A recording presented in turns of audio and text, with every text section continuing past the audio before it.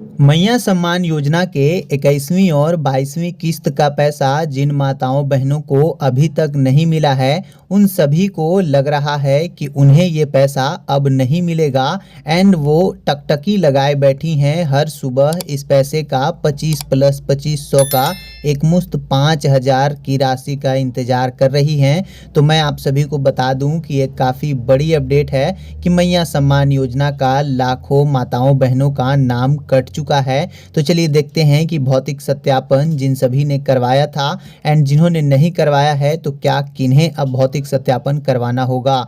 अगर आपका 21वीं और 22वीं किस्त का पैसा रोक दिया गया है, आपका पैसा अटक गया है और अगर आपको लग रहा है कि इस बार भी 5000 की किस्त आपके खाते में नहीं आएगा, तो आप बिल्कुल सही सोच रहे हैं, क्योंकि लाखों महिलाओं को इस बार मैया योजना का किस्त नहीं दिया जाएगा।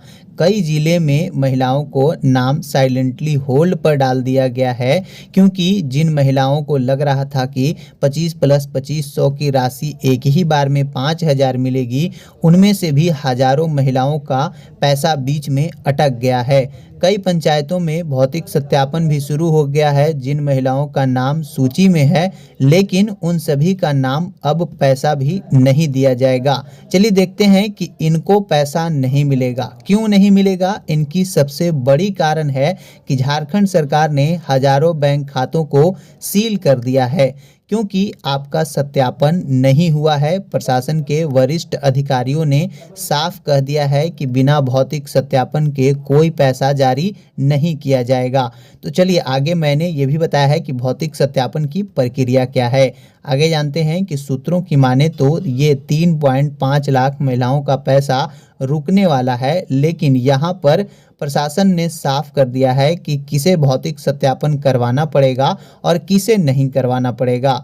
अब ये आप जानना चाहते हैं कि किसे भौतिक सत्यापन करवाना है और किन्हें नहीं करवाना है, तो चलिए देखते हैं कि वीडियो को ध्यान से सुनिए एंड इस बार आप कोई भी मिस्टेक नहीं करेंगे, वरना आपके खाते में पैसे नहीं आएगा।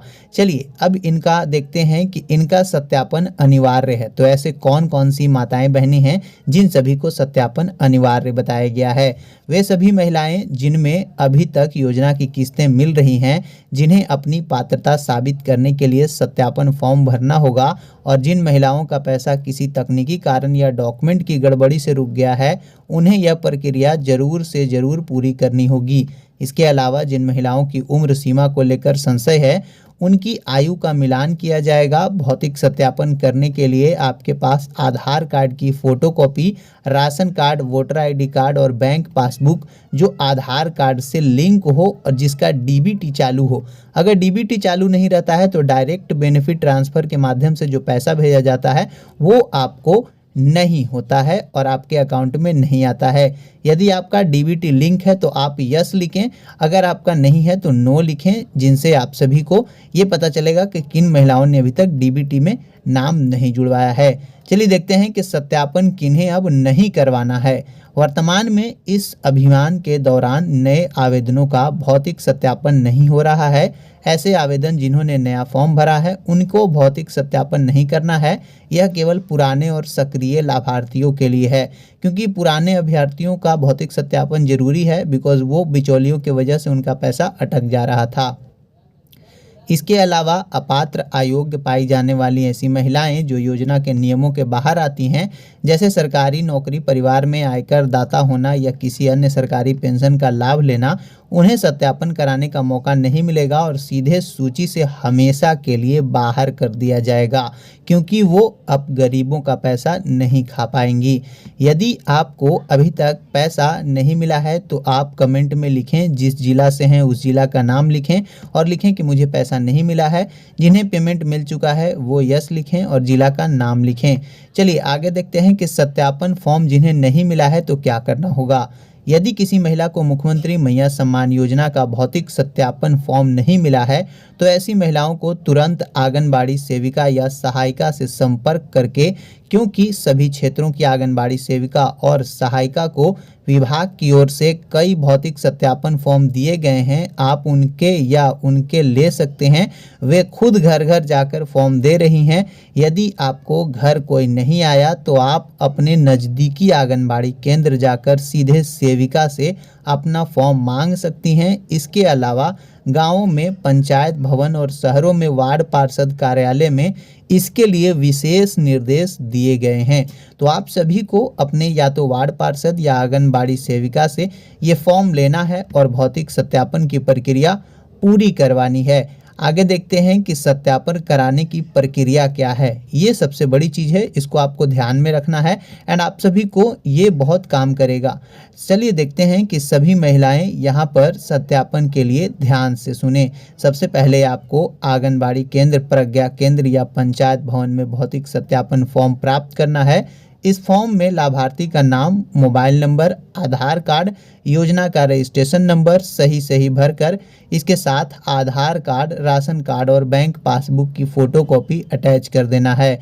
इसके बाद आपके क्षेत्र की आंगनबाड़ी की सेविका आपके घर आकर या पंचायत भवन विशेष कैंप में आपके दस्तावेज का मिलान आपके जीवित होने और पात्रता के प्रमाण से करेगी।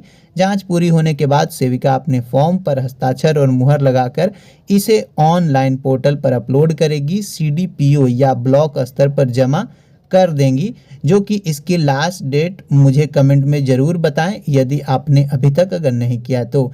जिनका सत्यापन समय पूरा होने का किया गया है उनको मैया सम्मान का 5,000 किस्त दिया जाएगा।